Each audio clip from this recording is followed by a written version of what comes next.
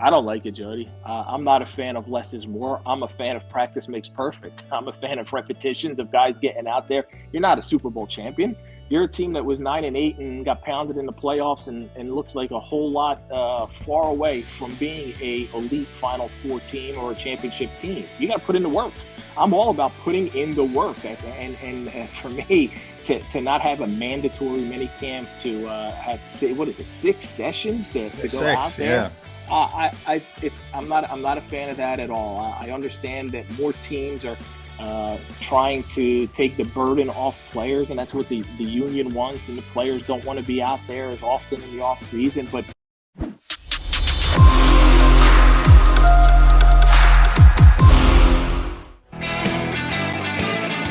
Back here on Birds 365, you got a three-headed monster coming your way for the next 20 minutes. And one of us has a good pan. That would not be Mac or Mac. That would be Mr. Florida himself. Sun's out, guns out. Our buddy Rob Maaddi jumps aboard here on Birds 365. What are you benching these days, Maaddi? probably a fraction of what I used to, man. Jody, it's been a struggle, but I'm getting in there. I'm getting in there, trying to get some work done and trying to see what I can do. And hey, you're right. The sun's out, but it's a scorching hot sun. Yeah. It's Well, you it's got us oppressive beat, heat right Rob. now. Yeah, it's we got thunderstorms, boomers coming through really this okay. morning. Yeah, All yeah, right. bad ones. So the sun would be nice to see, and we'll see sunny, plenty of that when the Eagles are down in Miami for joint practices with the Dolphins. But I guess for our Tampa guy from the Tampa office, we got to start with Tom Brady. Always something with Tom Brady. Was on the Dan Patrick show, trying to clarify sort of what happened this offseason, downplayed those Miami Dolphins rumors, talked about his biblical 40-day retirement, I guess it was.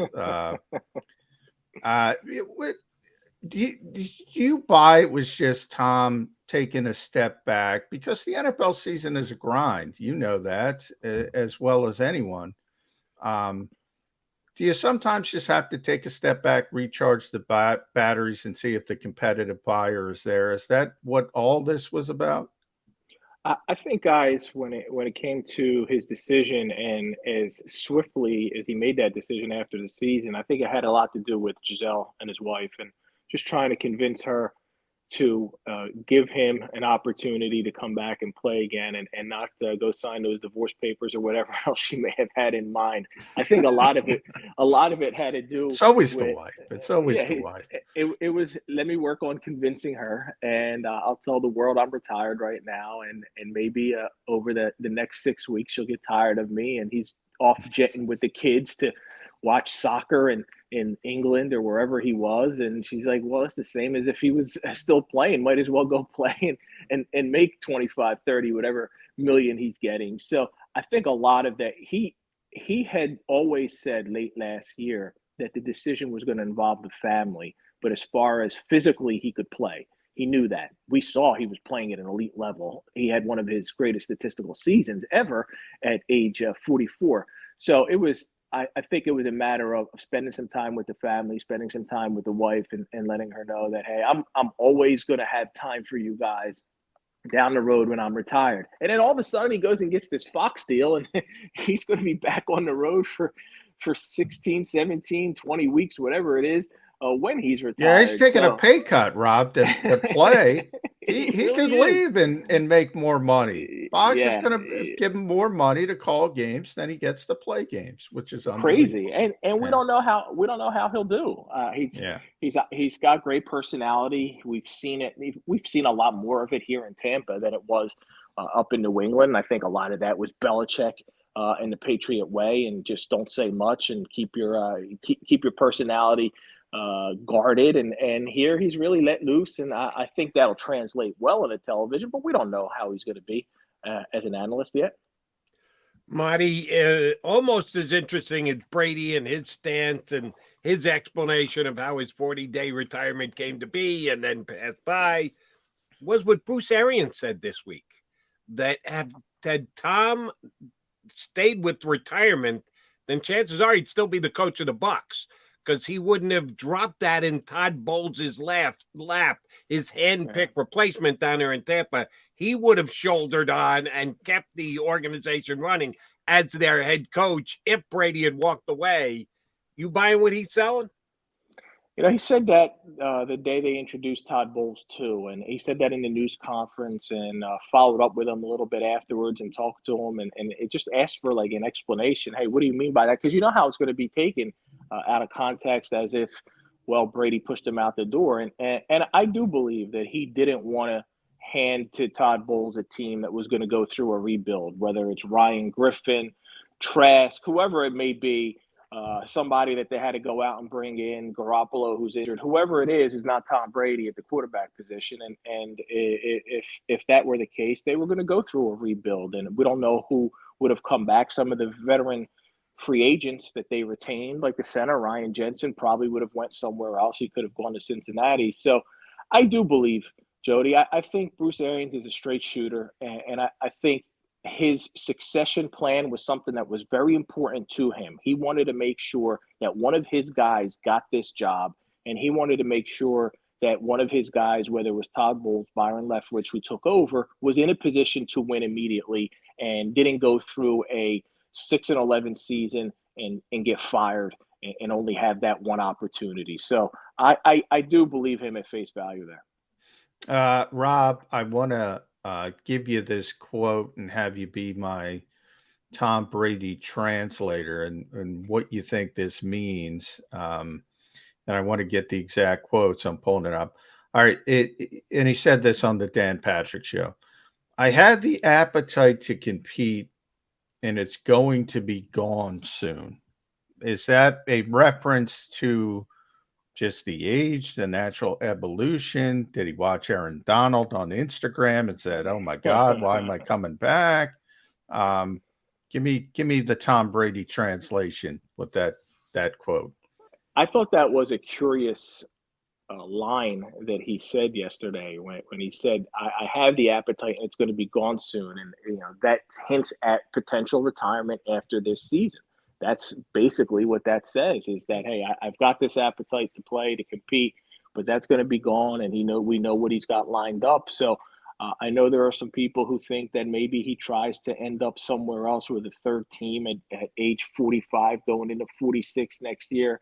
We got this whole season to play out. We don't know what's going to happen. We don't know how well he's going to perform. I don't think there's going to be a sharp decline or any kind of decline at all. We don't know about his health situation. He's in the top shape and hasn't been injured, but that's always a possibility when you're playing in the NFL. So I think right now he's entering this season as we're going 1 year at a time, and we'll see what happens down the road. But that appetite to compete really encompasses not just those 17 Sundays. It's what you're doing all off season and what Tom does all off season and the training that he goes through. You mentioned how much do you bench. You know what I did this year? This off season, I went to TB12 in Tampa and worked out there just to see what that workout is like, right? And it's completely different, guys, than anything that I would do. There's not a lot of heavy weights. There's a lot of resistance bands, but the pliability, the body work with the body coach, just to go through that, to see what that's like, to understand why he feels so good. And he does it 3 times a day with Alex Guerrero, his body coach. I did it like a couple times and it was only once a day. And I was like, wow, my body never felt better. This is pretty cool. No wonder this guy's in here and he's got Alex Guerrero going on vacation with him, everywhere with him. But at some point, the desire to do that daily, it's challenging and it's a lot of work. And it's not just showing up and playing in training camp and on Sundays. He's got to go through all of those rigorous training to be able to put his body in the right spot. And I think that's what he's talking about there. All right, Maaddi, man, I need you to look into your football crystal ball. Some somewhat new faces in what has become old places. 2 big-time playmakers, 2 top NFC teams. Will they be back? Gronk with the Bucks, OBJ with the Rams. Who's back? Who's not? Who's going elsewhere? Who's retiring? What do you see out of Gronkowski back in Tampa and LA bound or staying OBJ? I'll start with Gronk, and I think he's made it clear. If he doesn't play for the Bucks, he's not playing at all. He's going to retire. And I know he's having all the fun that he can in the offseason, and we know that nobody can party like Rob Gronkowski. Ultimately, I do believe that as they gets towards training camp, Tom Brady's going to convince his boy, let's do this one more time. I really feel that he's going to come out and come back closer to tree. He didn't want to do any of the mini camps or the OTAs, and that's understandable. At his age, doesn't really need to go through that grind. But I think Tom will be able to convince Gronk. They're having so much fun here. They do. They're enjoying each other. They're enjoying the weather. They're enjoying winning. I think he can get him to give it one last shot right off into the sunset together. As far as OBJ, his knee and the recovery from that, when you tear your ACL in the Super Bowl, and we're talking mid-February, I don't even know when he's going to be ready, right? And if everything works out for him on the shorter end of it, you're still looking at a 6-7 month recovery process, and that's right to where the start of the season is, training camp. I would think teams are going to see what he looks like in the practices and on the field and in his workouts. They'll bring him in. I don't think he'll end up in the Rams paid a lot of people. They don't have to pay him a lot of money. I think when you're coming off this injury, it's going to be a 1-year prove-it deal. But I get a feeling that he might end up somewhere else. I've heard the Cleveland reunion theory. I don't know about that. But it might come down to a team losing a star wide receiver or a number 2 wide receiver early in the season in training camp, and they want to give Odell a shot and take a run at him. So I think it's less likely that he's in L.A. or returns to L.A. than Gronk is to come back and play for the Bucs.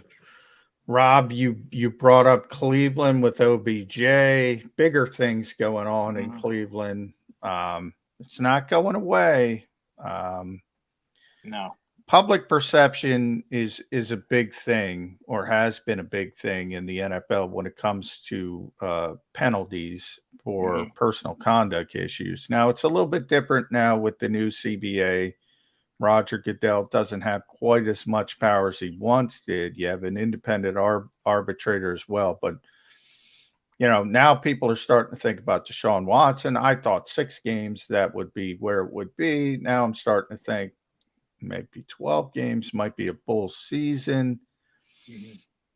I want to get your thoughts on that, and how quickly does that decision come down? Because we're, training camp, It might seem far away, but it's not. You would think you have to make that decision. Are we going to get the 4th of July sort of news dump on these types of issues this year? This is the Deshaun Watson situation has been taking up a whole lot of my time over the past couple of weeks, and it's going to continue to. And I'll probably have a story out today about it. And one of the things that I was told, and I don't think this is really surprising to anyone, is that the decision is going to come certainly before training camp. I was given a 2 to 4 week window last week, and that was a little bit before. That was right around when 2 more cases were added. I don't think the NFL needs much more of an investigation. Whether it's 2 more cases, 4 more cases, 8 more cases, they've had enough conversations. Interestingly enough, they only had conversations with 12 of the women. The attorney, Tony Busby, then cut it off after 12. But I think speaking to those 12 women, seeing what the situation, the severity of the situation is, they're ready to come down. And I believe they'll want to come down harshly. Now, as you alluded to, right, the process is going to be determined. The NFL will present its findings to the disciplinary officer, Sue Robinson. The NFLPA can also recommend, if they want, the NFLPA can also recommend a suspension, a penalty, and then she's going to make that decision. But here's where it gets interesting, because even though Roger Goodell doesn't have sole authority to impose, if either the NFL or the NFLPA appeals, then Roger Goodell, or a person that he designates, will make the ruling on the appeal. And you can find a case where they may not be happy. They'll appeal, and then now he'll be able to impose the discipline that he wants. They're well aware of public perception, but they can't make They can't make a decision based solely on public perception. It's got to be on the facts, the information, what happened. Now, the lack of criminal charges may handcuff them a little bit if they wanted to do 1 year, because there are no criminal charges. Ben Roethlisberger, no criminal charges, got 6 games. Ezekiel Elliott had 6 games. Those charges were dropped. Rodney Austin, not many people remember this guy's name. He was an offensive lineman in 2015 for the Detroit Lions, played a handful of games. He had a guilty charge for domestic violence. He only got 6 games. And he's the only one I found in the most recent who had an actual guilty charge to get 6 games. Now, I think a lot of people would be upset if Deshaun Watson, given the amount of women and what's going on here, only gets 6 games. It could be Greg Hardy, if you remember, got 10. Yes. And there were photos, there was evidence, there were charges that went away. That was ugly. That was something that was certainly it was a scary situation to see what that looked like. And he went from 10 and it was appealed down to 4. So I can see where the NFL wants to look good, recommend a stiff penalty of 1 year, 14 games, 12, whatever it may be. But then the disciplinary officer is going to make that determination anyway. So the NFL can save face publicly by saying, well, we wanted this, but because there were no criminal charges, it was this. I think that this is one where there's no winners on either side. A whole lot of people look at this and wonder how the Cleveland Browns were able to overlook all of that and give him that guaranteed contract. I'll tell you this, some of the people I spoke to also were not happy with his first news conference, March 25th, when he arrived in Cleveland and was introduced and had absolutely no regrets, or said he had no regrets, no remorse. I anticipate the league is going to want him to agree to go through some counseling. There is no way that this guy can be allowed to not go through any kind of therapy sessions or counseling as some sort of agreement or some sort of penalty, discipline, punishment. And the other interesting part is this. It can come down before training camp that he suspended X amount of games. Typically, unless that's included in the offseason, he'll be allowed to participate in training camp, preseason, and then the day of final cut down is when he starts to serve his suspension. So you can have a guy who's banished for whatever they're going to give it to him, and you're still going to see him all summer. He's still going to be able to work out and practice with his team. I'm not sure that they may not try to include that in there yet, but I think they'll have a tough time doing that because there's going to be some pushback from the NFLPA. And another thing, some people are wondering how much pushback from the NFLPA, because that's not going to look good either. Their job and their role is the unions. That's their job, though. They got to fight for the player. Yeah, but how hard will they? Because they could recommend, like they did with Ben Roethlisberger, take your suspension. He took his 6 games. He didn't appeal. So there is that possibility. We will keep an eye on that one for sure. All right, Rob, I got to jump you back to the Birds. Some media members like Jody McDonald have kind of gotten on the Eagles' case because half of the teams in the National Football League are going through mandatory mini camps this week. The Eagles are on vacation somewhere. We're not sure why. They got all of 6 workouts in this offseason. They're subscribing to the theory of less is more. Protect your players. Don't get anybody hurt. We'll get it together come camp time. Time in the classroom will be as good as time on the field. They're thinking outside the box. But is their thinking crazy? Do you think the Eagles can make this less is more work going into 2022? I don't like it, Jody. I'm not a fan of less is more. I'm a fan of practice makes perfect. I'm a fan of repetitions, of guys getting out there. You're not a Super Bowl champion. You're a team that was 9-8 and got pounded in the playoffs and looks like a whole lot far away from being a elite Final Four team or a championship team. You got to put in the work. I'm all about putting in the work. And for me, to not have a mandatory mini camp, to have 6 sessions to go out there. I'm not a fan of that at all. I understand that more teams are trying to take the burden off players, and that's what the union wants, and the players don't want to be out there as often in the off season. But if you're allotted that time, use it. That's the way I look at it. If the CBA gives you whatever time it gives you, you better damn well use it, because you got a whole lot of getting better to do, and I don't think you're there yet. So I'm not a big fan of that, and I wonder how that'll translate in the early part of the season, because you got less is more now. Are you going to be working your way in September when some of the other teams were out there and are further along than you are? Now, it's pretty evident, Rob, that it's an organizational decision from the Eagles. Read that, Harry Roseman, Ars Denoda, their chief medical officer. These are the recommendations the Eagles are getting.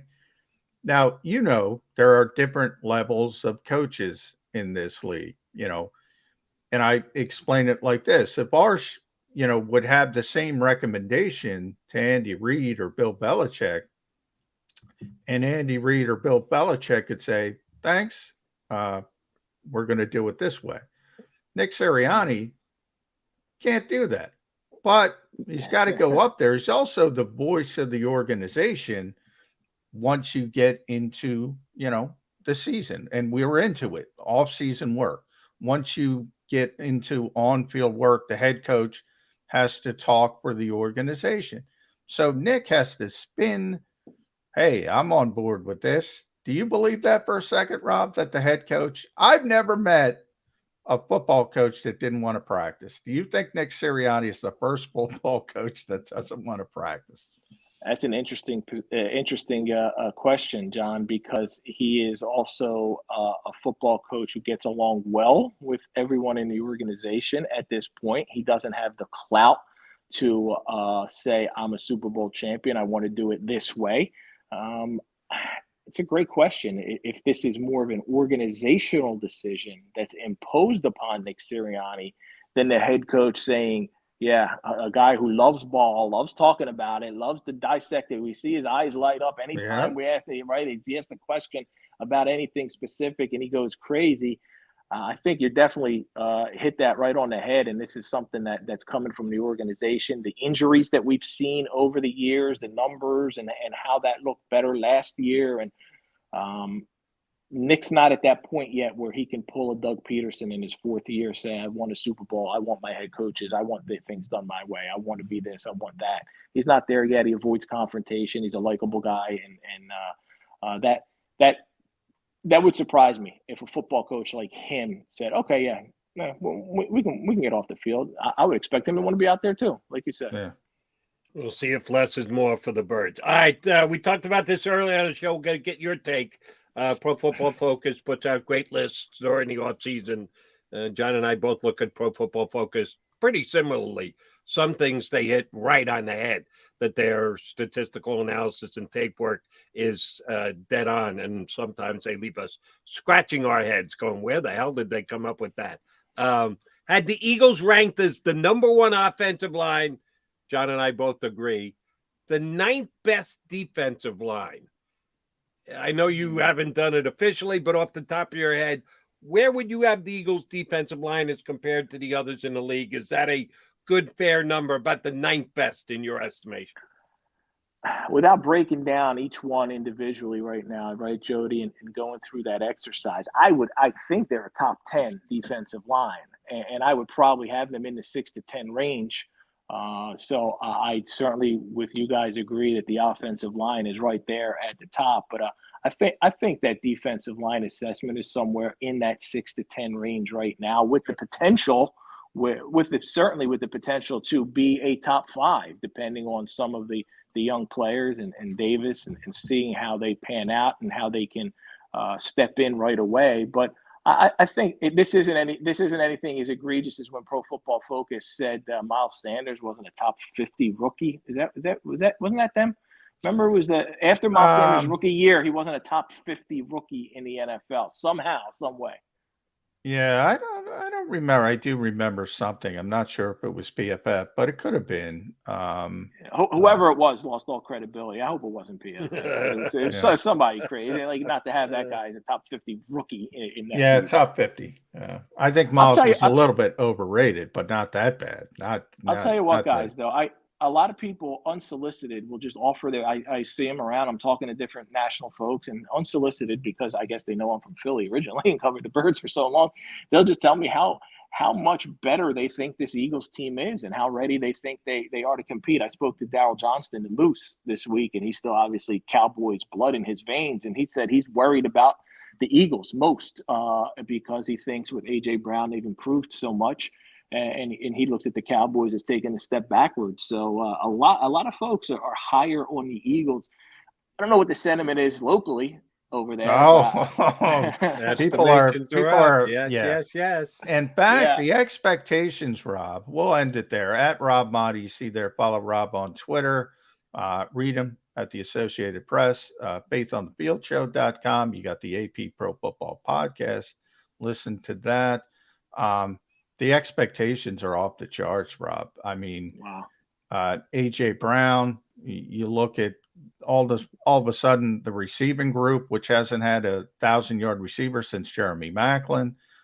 People look at that and say it's going to be one of the top 5 in the league. Dallas Goddard, great tight end. We mentioned the offensive defensive lines for the first time in history, it seems, not in history, but a long time since the days of Buddy Ryan. We're not saying the linebackers are a detriment. They have 3 good corners, but the quarterback 13 and 4. Is the quarterback ready to put the Eagles in the conversation with the Tampa Bays, the Green Bays, the Rams, even the Dallas Cowboys? Because I think, and this is how I explain it, 2 through 52, I think the Eagles are as good or better than the Cowboys now. But that number 1, Dak Prescott versus Jalen Hurts, to me, that's still a significant advantage for the Cowboys. Is that how you look at this team? For sure. Going into the season right now, I think we saw what Jalen Hurts was last year, and there was a lot of exciting elements to his performance. But then we also saw how far off they are towards the end of the season. They didn't beat a team with a strong quarterback. They didn't win games because we've said this a lot. They didn't win games because of Jalen Hurts. They won games with Jalen Hurts. And until he takes his play and elevates it to the point where they win because Jalen Hurts made them win that game, threw for 350 or ran for 125, and in combination of both, there's still going to be those questions about him. I'm not convinced that he can't be that guy. I think that he puts in the work. He certainly has all the intangibles that we've all praised and lauded since he came to Philadelphia. But we've seen some limitations in his play. Can he take that next step from year 2 to year 3?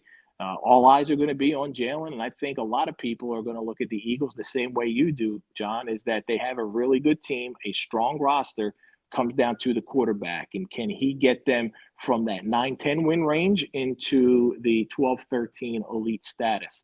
I'm not there yet. I got to see more before I say he can do it. All right, Maaddi, man, last thing. We're going to take the Tampa Bay Buccaneers and the Philadelphia Eagles and put them aside because Tampa's a car ride for you, and the Eagles are in your blood, and you can't get out of that. Is there a team that you're specifically trying to figure a schedule to be at, either preseason workouts, joint practices, a preseason game that is intriguing you that you're putting in with your boss and say, hey, you got to pick up the tab for me to go see Team X? Who is Team X this preseason? It's not that far for me either. It's probably like a 3.5-hour car ride if I wanted to. There's Jacksonville Jaguars, and only because of Doug EP.